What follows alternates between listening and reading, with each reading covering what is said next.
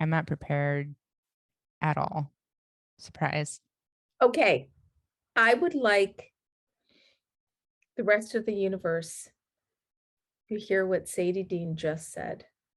I am not prepared at all. Hello, it's not just me. It's contagious. Yeah, it happens. It's okay. Okay, that's our lead-in right there. There it is. Girl. Yeah, my brain is mush right now. I have on my calendar just for this week 7 interviews lined up, and What? I'm tired. Yeah. Okay, stop. Sadie Dean, that's reckless. Like, straight up reckless. And no, I will never call you stupid because you are one of the smartest women I know. But that was a choice that has presented some challenges. Yeah. And I'm also doing an interview Saturday morning with Dolph Lundgren. So that should be really fun and interesting. Apparently he's like a really smart guy, and I am not a very intelligent person. Yes, you are. So But it's always it's always intimidating when you interview somebody who is really intimidating. Yeah. At like 8 in the morning on a Saturday. So Yikes.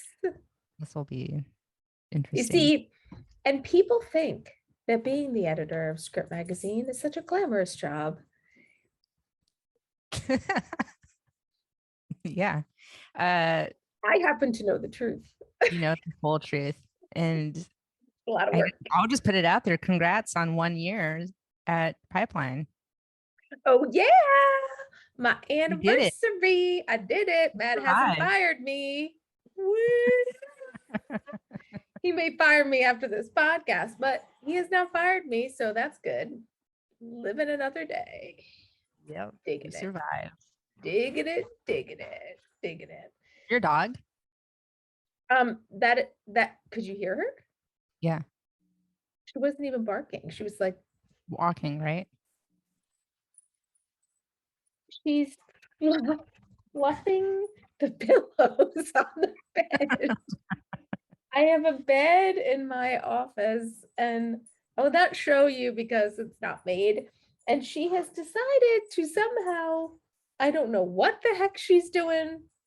She's not humping the pillow. She's making the bed. Moving it all around the bed, like kicking it all around the bed. I don't know what that's about. She's being reckless. She is not having it. I know you have to run because you've got 20,000 interviews, but so Sadie Dean, I'm doing Nano. Are you prepping for your short film during Nano? Is that what you're doing? I'm trying. I've hit kind of a road bump where my DP kind of just disappeared on me the last 2 weeks. I think he's just super busy with his, and all the people that I wanted to have help me out on that weekend that I carved out, everyone's going out of town for the holidays, which makes sense. So I'm trying to like pivot to another date, probably in December now. But I did a whole rewrite on the script, and I printed out some storyboarding sheets so I could start doing my storyboarding for that. But yeah, I'm prepping. I've had a really interesting conversation with a friend last night, just like trying to get things made, and where do you put your time as the leader of this thing? And it's like, I really want to be prepared than not. So it's okay if I push it, even though I really want to shoot it this year. But anyways, that's where I am right now.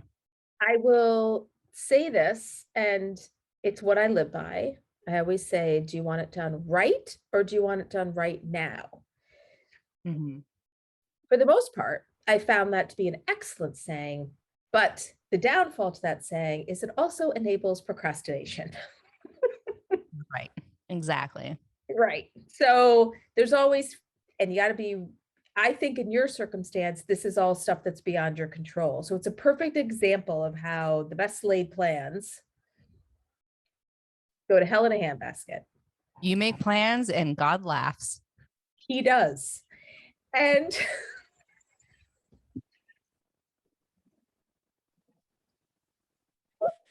I'm laughing, I'm wheezing, laughing. Okay. So Nano for me, I'm laughing at myself, but I've actually, okay, roll back to our last episode where we discovered that secret of happiness is to lower your expectations and have no expectations. So I took that to heart in planning my Nano. Pretty much Any progress? Yes, I have 2,500 words. And whoa, I don't care. It's 2,500 words more than I had before. And just for the listeners, so you know, it's November 9th. So this is day 9. You're supposed to write like, I don't know, over 1,600 words a day. Obviously, I have not hit that goal. That sounds like a lot of words to me. I was excited for you.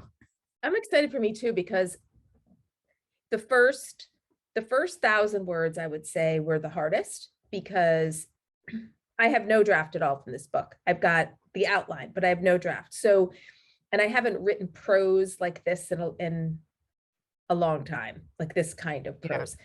And I had done a ton of research. So about books and bestsellers and blah, blah, blah, blah, all the different things you need, elements you need in a scene and whatever.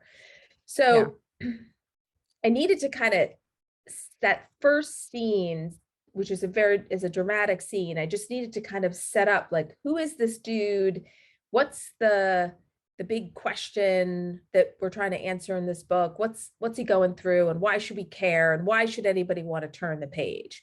So those are the things that were going through my mind in the first scene. So I figured once I had that first scene set, then I could roll. And actually now, so much easier. Like the first 1,000 were hard. The next 1,500 were easy. So now I'm going to catch up. And my goal is just to have, instead of 50,000 words at the end of the month, if I have 15,000 words at the end of the month, I'm going to be one happy woman.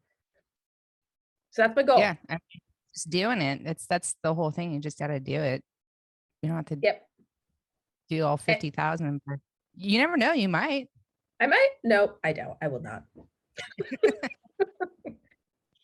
I will not. And also, I smudged my house for spirit. This is sage. And we have a little Reckless Creatives Stife fox. I'm playing with it right now. This is Scout, the fox.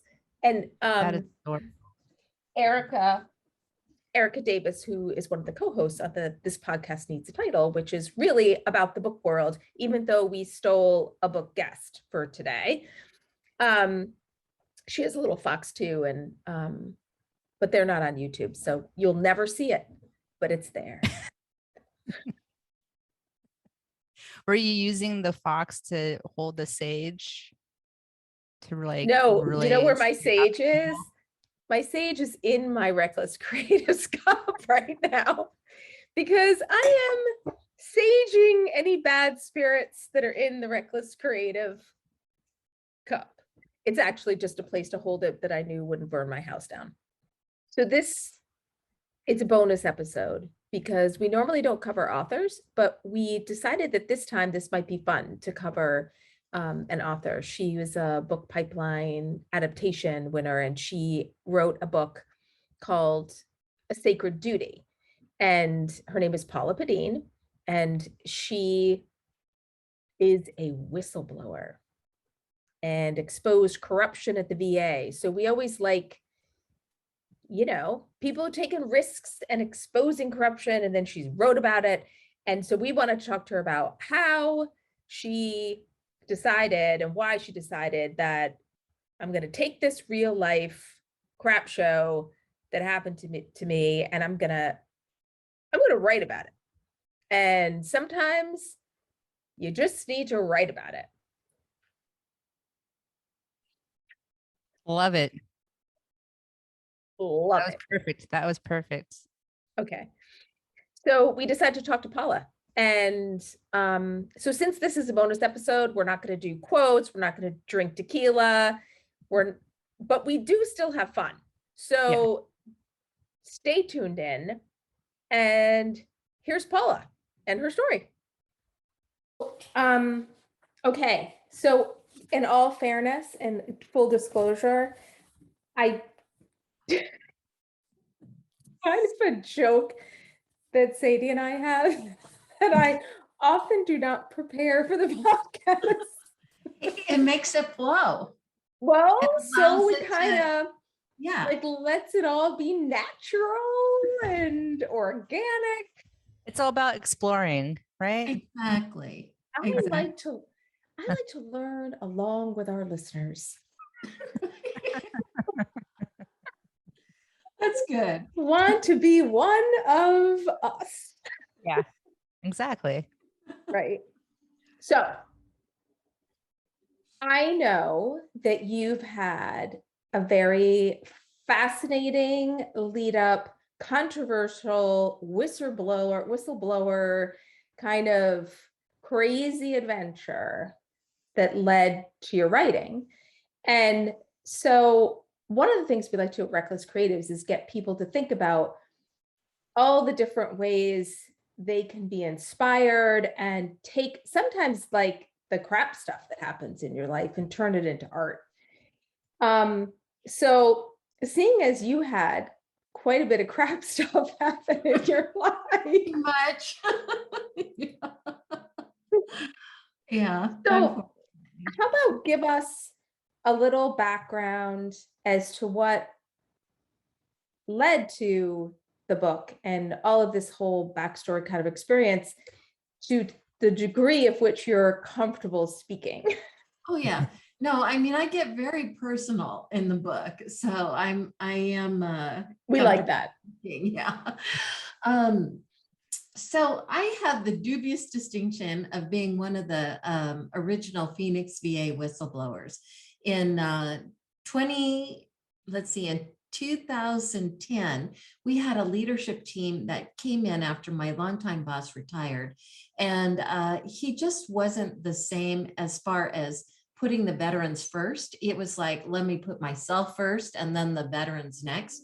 And unfortunately, he kept doing that. He was doing some shenanigans that were illegal and unethical. And we caught him at it. We tried to get him to come clean. He didn't. So we ended up reporting him to the Office of the Inspector General and his boss. And they quietly removed him. They made him retire. He was 70. So they made him retire. And we thought everything was great and let's move on. So we get new leadership that comes in, and little did we know it was that time was the calm before the storm, because when Sharon Hellman arrived, it literally took a nosedive. We had already seen morale declining, and she just made it worse because although she wasn't as much about herself as the former director was, she was more about making sure that she looked good by falsifying numbers. So they knew that I would not put up with that. I was a truth teller, and they did everything they could to remove me from the moment she basically got there. And then in December, they took me out of my job for a minor infraction, which was really an unethical move, but they did it anyway. And they said they were going to investigate me. I was under a 30-day investigation, and that investigation ended up taking almost 2 years. So the bureaucratic, the bureaucracy can protect itself and unethical leaders. And it was when I was taken out of my job and I called banished to the basement, that I found out the information about the VA wait time scandal. So it kind of brought that narrative to light. Yeah. I mean, the VA has a whole bunch of issues that, yeah. And you know what's really hard is there are hundreds of thousands of people like I was who are dedicated to the mission. We're there because we're proud to serve our nation's veterans. That's why we go there. You know, we want to help them. And to have, it's like any organization. When you have an unethical leader at the helm, you're really in for a horrific ride. You know, whether you see it or not, whether you understand it or not. And I think that's what God calls us to do, is to stand up to evil and unethical beings, even though it's difficult. It's not easy standing up to them. It's just not. No, especially when your own career is, you know, you're just trying to do a good job. And so at what point did you say in the course of this, maybe I'll write a book about it? It actually came not when I was going through it, because when I was going through it, I was depressed. I was drinking a lot. I was, you know, I do that even when I'm happy. Yeah, I had a real small circle of friends, mostly of which was my legal team that was telling me, you're not at liberty to say anything. So it actually came after settlement when people said, we want to hear your whistleblower story. So I started going around and doing presentations to some of those groups. And at those group presentations, people would say, Paula, you really need to write a book. Hey, have you written a book about this experience? It's really worthy of one. So after several of those nudges is when I thought, okay, maybe I need to write a book. And I will tell you, I'm a writer by trade. I write as a public relations practitioner. I write, you know, scripts, news releases, stories for blogs, social media posts, all those kinds of things. I had never really written a book before. So I kind of just thought, what do I do? And I took that outline of the sequence and kind of put it in an order. I had kept logs when I was in my banishment. That's really what brought the story to life, was the fact that I was journaling for my own evidence in defense. And that's really what made the story come to life. And I will tell you guys that I really do believe this was a higher calling. And I say that throughout my book, and I still tell people that to this day. I just think there was an angel as my co-pilot, and the words would flow. And it was like a healing thing for me.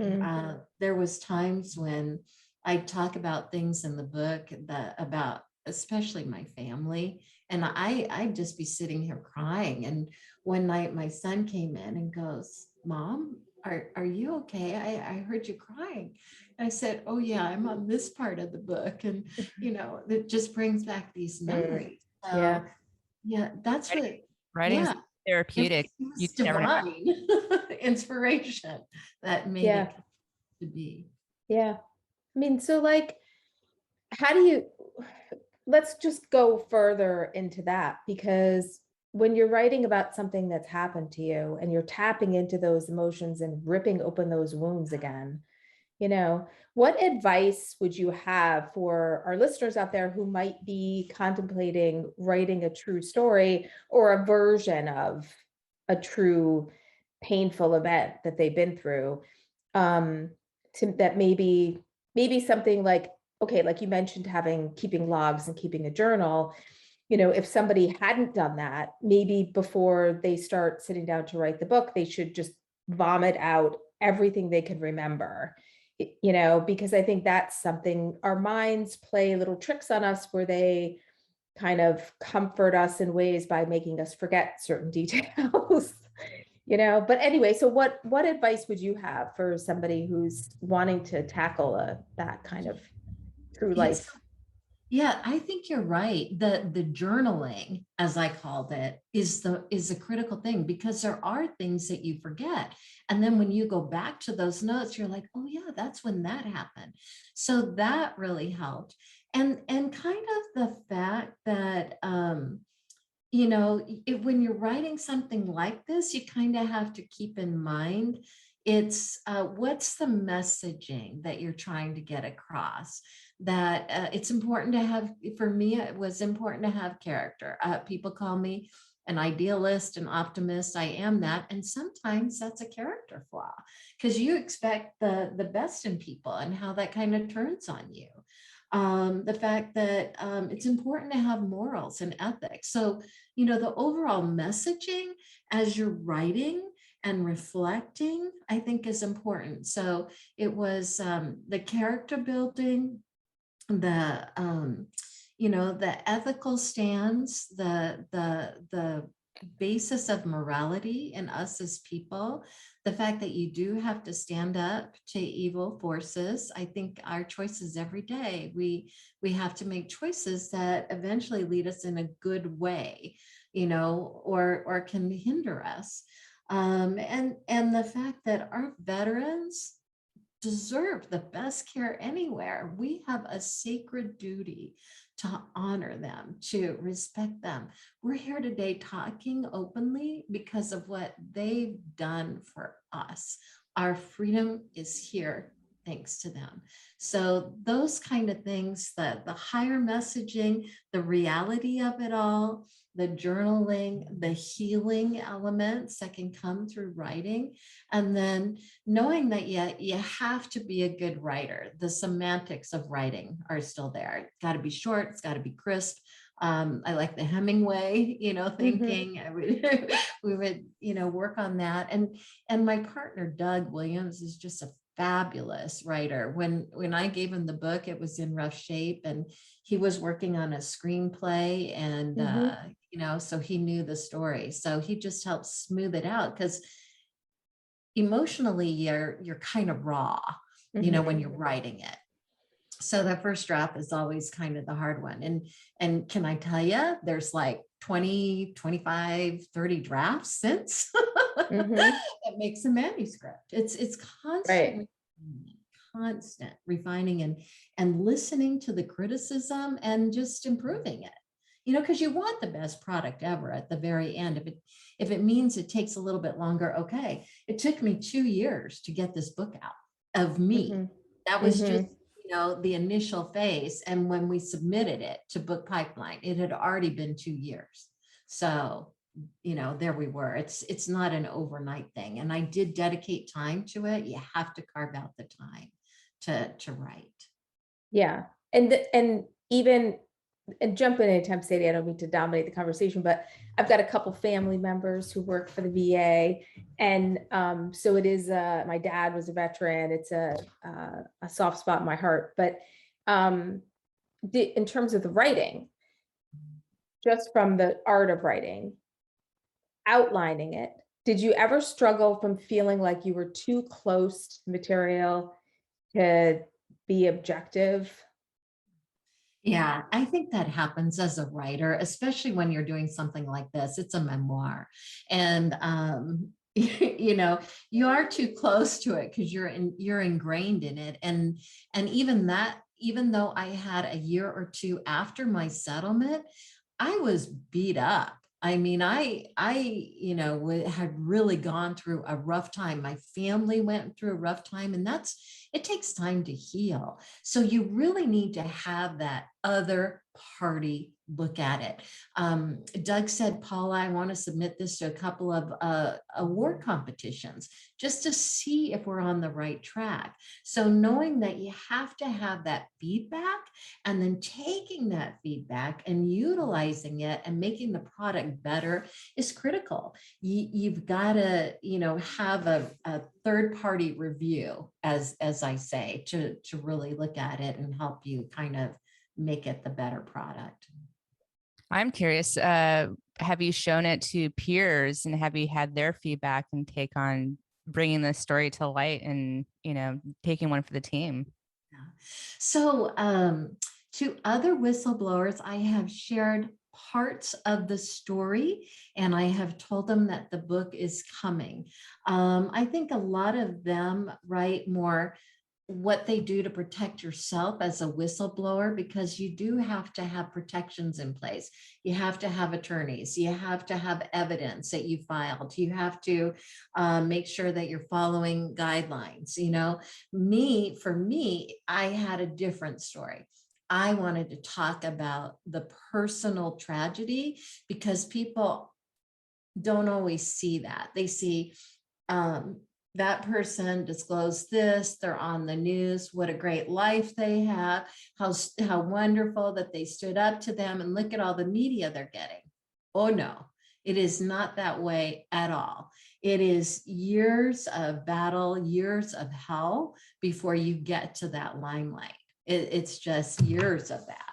And I think that was part of what, the resonance that I had. And it's not about, and the other thing too, like getting people to understand that you didn't write this book to get limelight. You wrote the book to help people.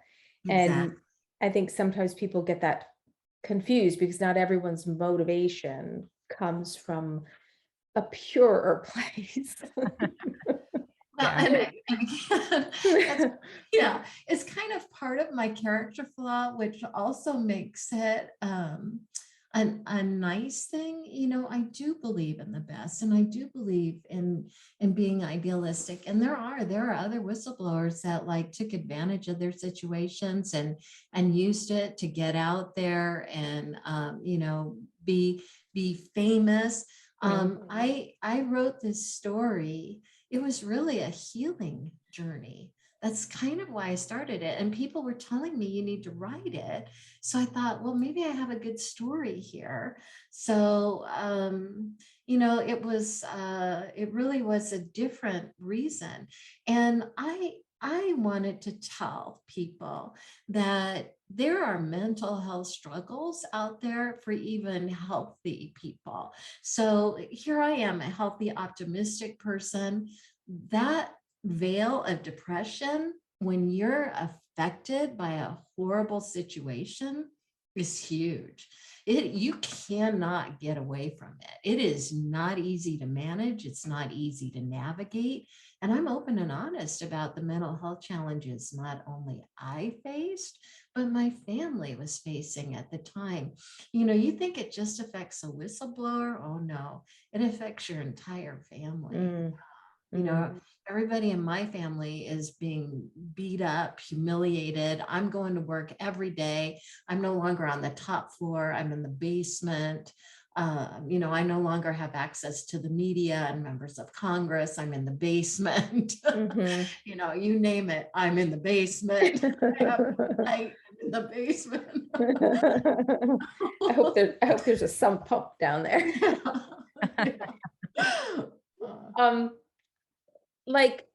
Do you think, looking back now, how many years, how much time elapsed between when you left the VA or were kicked out of the basement and, let go, or however they handle that, to when you said, I'm going to sit down and write the book? And do you think that if it was shorter period of time, that would have been better or worse? I've often thought about that. That's really a good question, because I didn't write it right away. They took me out of my job in December 2012, so basically 2013. I got my settlement in 2015, and I started writing the book a year later in 2017. And it's like I said, I think I kind of needed that year to just heal. And fortunately, I had those journals. So we entered the pipeline competition. That was the first big win and wonderful win that we had. It was wonderful to share, to talk to Matt and share the news and that kind of thing. So from then until now, 2015 to 21 is 6 years. So would I have liked to have had it published sooner? Yes. But God's timing is everything, because let's say right after 2018, we got a publisher and we were ready to go in 2019. Guess what hit? COVID. So how would my book tours, and we weren't all savvy like we are today, doing Zoom and, so I think the timing is right. I think what people have to remember in this journey, and I learned that because I'm a first-time author, so I am no expert at this at all, but you have to have persistence and you have to have resilience. You submit to get published, it gets rejected. You submit to get published, it gets rejected. That was like being in the basement a lot of times. The correlations are there. So, and then finally you win, but you got to keep at it. It's just the putting the one step in front of the other, one foot in front of the other makes a difference. I'm curious, do you have a writing bug now? Are you going to write something else after this? I don't have anything else that I'm currently working on. And I have some logs that I kept when I did a retreat as a high school student. And it was a spiritual retreat. So if anything that I pick up and write, it might be that. Or, what they need to do to really improve veterans' healthcare, which is kind of a overarching big thing. So, nothing in the works. I mean, I think this is my book. I think this, is it. And I think that some people feel like if I'm going to be an author, then I have to, or like of nonfiction or memoir or even fiction, that, okay, everybody always says, especially in the screenwriting world, well, what else have you got? Like, what else have you got? Like that kind of stuff. And so everyone assumes that there should be follow-ups, whatever. So, but what I think is interesting about your situation is it's also good to recognize that this is my book. This is the one thing I want to write, and I'm going to work really hard at it and make it the best it can be. And I don't have to have a follow-up. I can go back to PR. Live my life, get my life back, maybe do some speaking engagements and things like that, it doesn't always have to be a full-blown career. So at what point did you realize that, because I think it's really important for people to have a plan. So and to know my plan is to write this one book, and then, it just helps you figure out, if I'm just going to write one book, then maybe I don't really need an agent, or maybe I just need an agent for this one book, but I can be honest with them and say, I don't have anything else coming. This is the one, So did you pursue an agent? How did you get from these drafts with Doug to the published? So deal? Yeah, I did pursue an agent, or two or three, and they declined, or they had, I wasn't in the right realm for them. We did have the Naval Institute Press that was interested in our book early on, right after the pipeline went. And unfortunately for us, they had a mission change during COVID and it had to go pure Naval Institute support. So they weren't able to do their sidearm of publishing. So yeah, it's I do, the thing that we're working on is the screenplay. The award that we won with Pipeline is Best Adaptation to Film. And it really is one of those heart-wrenching stories where I think everybody can relate to it. Moms can relate to it. Families can relate to it. Public servants can relate to it. Veterans can relate to it. Those who support veterans can relate to it. And everybody, it's such a good thing, Jeanne, that people told me along the way, now don't quit your day job. You're not going to get, there's only so many John Grishams out there, and there's so many, so many of these. Erin Brockovich. Exactly. Yeah. I mean, and look it took her years to get to where she was and to have her story told. That was, nearly a decade or so after the actual, event. So, timing, it's like there is a time and a space, and we never know when that's going to be. So you kind of have to have the steady income. Like I didn't retire from the VA when I was writing my book. I did it at nights and on weekends. I kept my day job. I think that's important to have that other support system there, because you never know what's going to happen with the book. You just don't. Yeah. What do you think, like, so you're in PR, so what do you think, what skill set from PR have you brought into your novel or memoir world? So I will tell you that I am really good at getting other people in front of the camera and promoting them and publicizing them. And for me, it's like, should I really do this? And like, it's been challenging. It's really kind of challenging. So I can tell you, in the social media realm, I think I'm good at sharing a personal thought and then posting a link to the book, where you can purchase a book, or posting a link to the story, or that kind of thing. But and the interviews, the media interviews, I'm very well versed with those. You often have to be the spokesperson for an organization. So I think I can really give them juicy interviews and make it enticing, and leave some messaging behind shortly and briefly, although I'm probably not doing too good with that here because we're in a long form format. Yeah, no, you're doing a great job. But, so from that point of view, I think though that experience will help me, with the on-air interviews and those kinds of things. But Yeah. is it a dead set win? No. I have to go out there and pitch just like everybody else does. And, these reporters get thousands of emails a day. It takes months to build a contact at a major newspaper or a major television station. It's not easy. It's not an easy road. No, and you released the book Veterans Day, correct? Yes, Like yes. a couple days away. Yeah, Thursday, November 11th.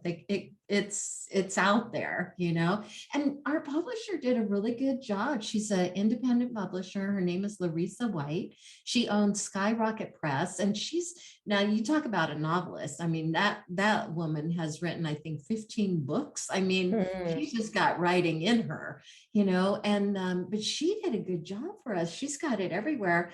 I Googled A Sacred Duty book by Paula Pedene, and it's at Barnes and Noble, it's at Target, it's on Amazon, which is great. It's on Goodreads and several other places. So we're looking forward to what we can do to keep it moving. And did she have an in-house editor that you had to work with and take notes from and all that? So maybe can you speak to the process of working with an editor? Yeah. So with the editing, it's funny how many times you have to go back through it. That was really what was interesting to me. So, you write it, you do all these drafts, you go through it, and then the editor sees things. Well, you need to explain this more, or you need to cut this out, or how can we say this differently? And little things like, you talk about the Phoenix Veterans Day Parade a lot. Should parade be capitalized, throughout? It's an official event, those kinds of things that you don't even think of. Oh, that's a good thing. So, but then I had to reread it, re-edit it, look at it again, I think 5 or 7 different times, in that process, because Larissa did it, her editor did it, I did it. I had my husband look at it. Again, that feedback. I think the most important thing that any writer can get is that external feedback from people you trust to tell you the God's honest truth and say, nah, we need to do this. And here's that. And who is phenomenal at that is Doug Williams. Doug just lined it up beautifully. Like I said, when I gave it to him, he said, oh, this is in rough shape.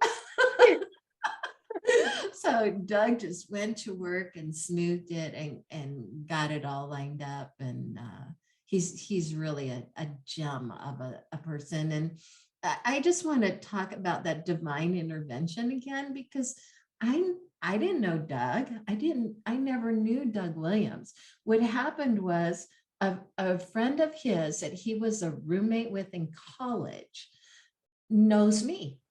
And he was telling Doug about my story. And Doug said, "Oh, that sounds like a great story. Could you put me in touch with her?" And that's how Doug came to be. So interesting. it's really the universe kind of aligning you on things, and finding you guys was a gem, talk about a knock it out of the ballpark hit, pipeline, book pipeline. Woo-hoo. And I do think a lot of people don't realize that book pipeline exists, like that, script pipeline is such a big thing. Book pipeline is, we're building that, and it's a really sweet division. And Peter and Matt and really champion the writers, and it's beautiful to see, for sure. And you know what, too? They're down to earth guys that really want to help you. They're not, even though they're Hollywood, I mean, they're just like, you think, well, I'll never get to them. But just, I would encourage people, go on Book Pipeline, submit.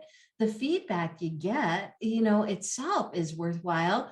And then, hopefully you win. And then we get to, be here. And there's just so many fun things that Book Pipeline brought to us, the blogs on the site, the social media that they have, the newsletters, the podcast, and really Matt and Peter, I mean, they're gems. You have a great team, a very honest, ethical, hardworking team that wants to help people. I mean, how beautiful is that? And no, dear listeners, Paula is not our PR person. Not yet. It sounds like she just interviewed for the job. Yeah. It's not an infomercial. This is truly organic, this conversation, I promise.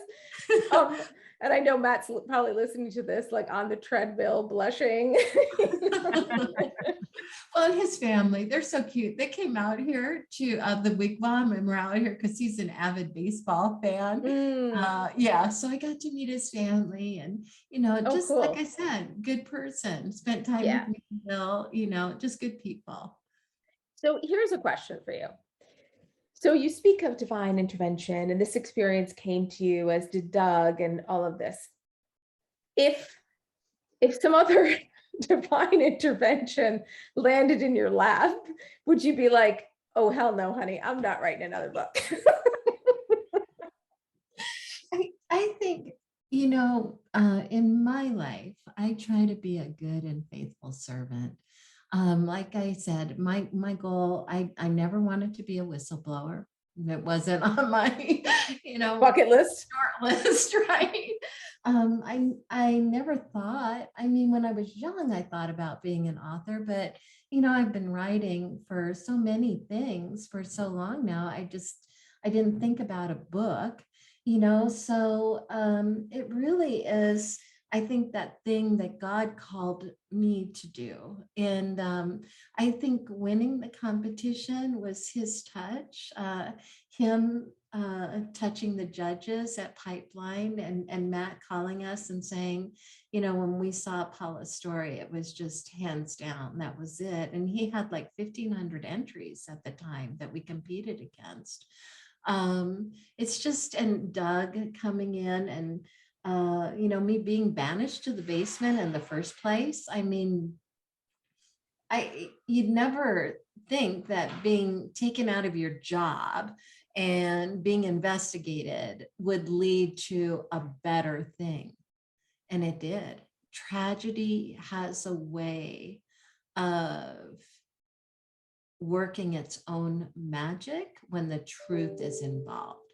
The truth is magical.